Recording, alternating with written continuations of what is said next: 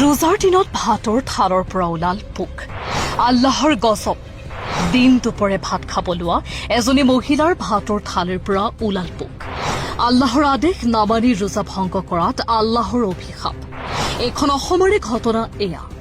মহিলাজনীয়ে আল্লাহৰ আদেশ নামানি দিনৰ ভাগতে খাব লৈছিল ভাত। তেতিয়া দেখা দিলে এই আজব ঘটনা। প্ৰথমতে এটা, তাৰ পাছত শ পোকেৰে ভৰি পৰিল ভাতৰ থাল। এলেকাবাসীৰ গুঞ্জন যে এয়া আল্লাহৰ পৰা আজাব। ও দিদি দেখা যা দিদি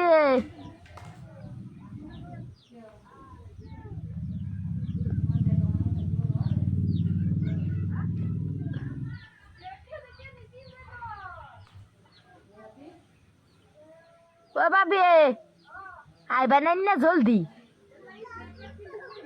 কিয়া নিউজ ডেস্ক রিপোর্ট, ট্রুথ বার্তা।